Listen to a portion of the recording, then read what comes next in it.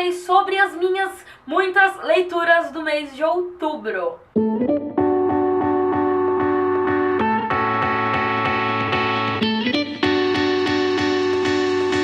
Eu tô muito feliz real com as minhas leituras do mês, porque eu li coisa pra caramba. Eu li 10 livros em outubro. O engraçado é que isso é meio que eu tô notando um padrão, porque nessa época do ano passado, eu também li mais ou menos tipo isso, tipo, mais do que o meu normal. Não sei, talvez seja a mudança das estações, a aproximação do Natal, deixa eu parar de tagarelar e falar sobre os livros que eu li. Vamos começar falando de Awakens, né? O fenômeno que aconteceu comigo em outubro, que foi quando eu peguei um livrozinho que eu tinha no Kindle Unlimited de forma totalmente despretensiosa e acabei lendo a série inteira em questão de, sei lá, uma semana. E foram os 5 livros. Como eu li todos um atrás do outro, eu não lembro mais direito onde um termina e o outro começa pra falar que tal coisa aconteceu no terceiro livro ou foi no quarto. Já tinha mudado de livro quando tal coisa aconteceu.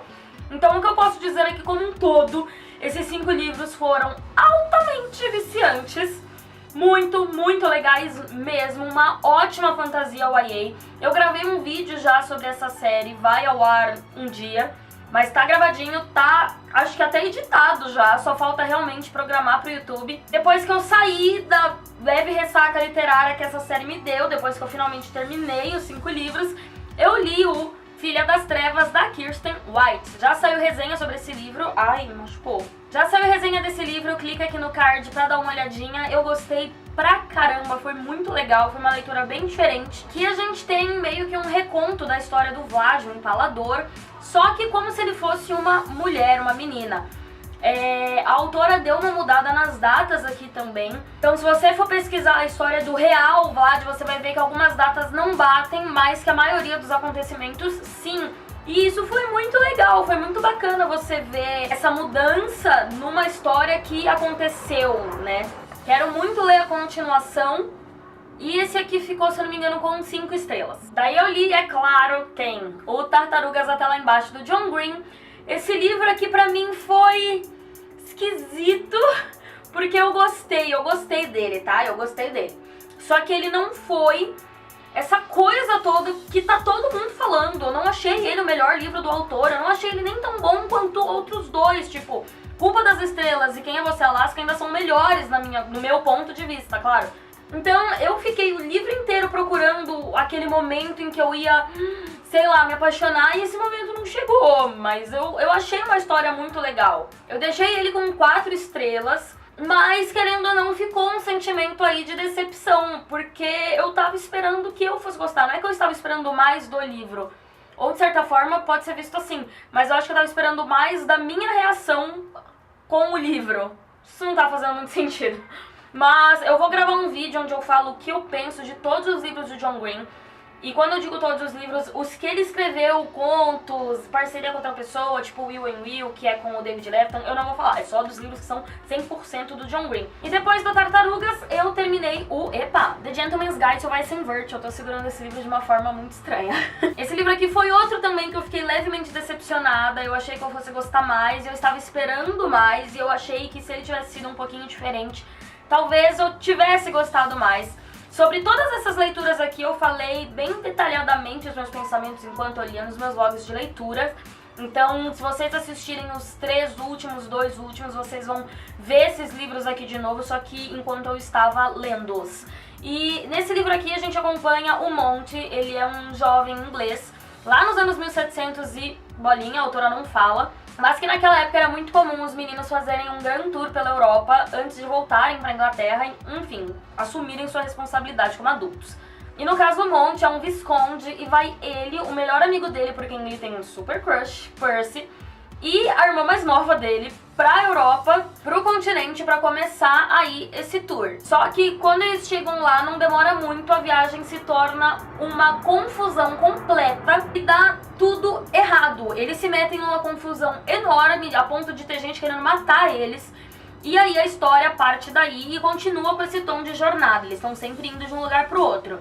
O que eu não gostei tanto desse livro foi justamente essa encrenca, esse problema em que eles se meteram, porque eles passaram mais tempo tentando resolver o problema do que resolvendo o problema entre eles. Então, eu queria que tivesse tido mais foco na relação entre os personagens do que esse problema esquisito aí que o autor inventou e colocou eles no meio. Não me convenceu muito essa missão deles, não me convenceu e não me interessou. Eu tava querendo muito mais ter momentos do Percy e do Monty, até mesmo da relação do Monty com a irmã dele, mais momentos em que ele pensasse no passado, que ele tem um passado bem problemático com o pai. Eu queria ver tudo isso, menos aquele problema todo. Enfim, ele ficou com 3 estrelas. Foi um livro bem divertido, o começo dele é bem engraçado, só que ele não seguiu a direção que eu acho que eu teria gostado mais se tivesse seguido. E depois dele eu terminei minha releitura de O Circo da Noite, da Erin Morgenstern. É óbvio que esse livro é um 5 estrelas, até porque eu acho que esse livro é o meu favorito da vida. Gente, esse livro é muito bom. Ele é perfeito. Sabe quando você não consegue encontrar um defeito pra pôr no livro? Eu não consigo encontrar um defeito nesse livro. Ele é incrível, ele é mágico e ele te transporta pra aquele universo de tal forma. Então, da primeira vez que eu terminei de ler ele, eu fiquei muito emocionada. Eu me emocionei um pouco de novo agora também quando eu terminei essa segunda vez. Eu vou levar esse livro de verdade, assim, pra sempre comigo, porque ele é muito bom, eu tô muito feliz de ter relido ele. E claro que eu não posso colocar ele no primeiro lugar de melhores do ano, porque isso seria roubo, né? Afinal de contas, eu já li ele. Mas se fosse a primeira vez, ele com certeza ia pro primeiro lugar da lista. Por fim, eu li o Mentirosos, da E. Lockhart. Eu terminei de ler ele em um dia, foi muito rapidinho. E esse livro zoou com a minha cabeça. Eu não consigo falar de outra forma. Até agora eu não decidi o que eu achei do livro. Eu acho que eu deixei ele com umas 3 estrelas no Goodreads. Mas assim, é um livro bem... Tá vendo? Eu não tenho palavras. Aqui a gente tem uma menina, ela faz parte de uma família muito rica, muito branca, muito tradicional lá dos Estados Unidos, e todo verão da vida deles, eles se reúnem nessa ilha particular. Essa ilha ela encontra com 2 primos dela e com o amigo de um dos primos dela, e eles formam esse grupo. Todo mundo ali faz aniversário na mesma época, tem todo mundo na mesma idade, eles são conhecidos como mentirosos. E eles são, assim, uma unidade, cara. Eles são inseparáveis, eles são melhores amigos e o verão sempre é mágico pra eles. Até que no verão dos 15, quando todo mundo tinha 15 anos, acontece um acidente.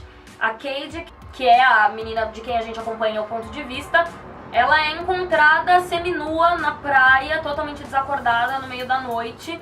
E ela não entende, ela não consegue se lembrar de nada direito daquele verão. Ela não sabe o que ela estava fazendo no meio da noite, seminua, indo nadar.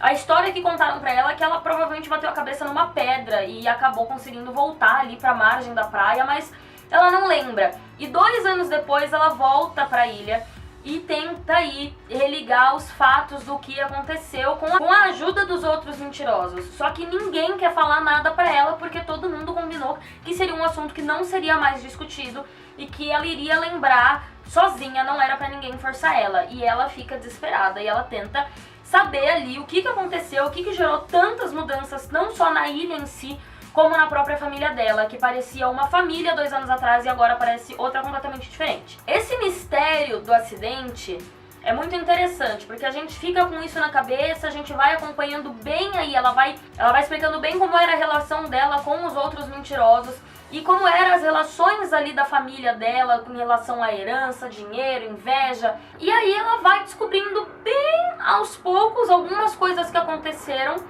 pra de repente ela lembrar de uma coisa muito importante e no último capítulo a autora simplesmente jogar o desfecho assim na sua cara. Não é aquele livro que você vai entendendo e de repente, pronto, descobri ali o desfecho. Não, você tá ali naquela compreensão meio que lenta e de repente a autora fala, aconteceu isso aqui, ó.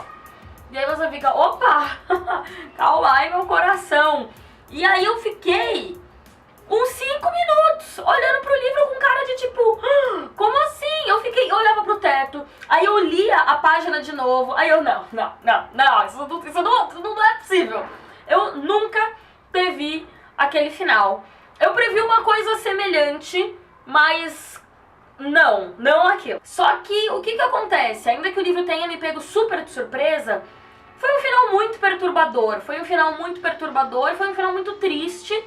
E eu não sei o que pensar. E se você está se perguntando, Camila, e o Dark Triumph? Vou falar dele só no Lidos de Novembro, porque eu terminei aquelas últimas 80 páginas hoje de manhã e hoje é dia 1º. E foram essas então minhas 10 leituras de outubro, gente. Se vocês já leram qualquer um desses livros, vamos debater eles nos comentários. Falem pra mim quais foram as suas melhores leituras do mês. Se você não for inscrito no canal, por favor, se inscreva. Se você gostou do vídeo, dá um joinha lá embaixo. Muito obrigada por assistirem, vejo vocês no próximo vídeo. Beijo e tchau!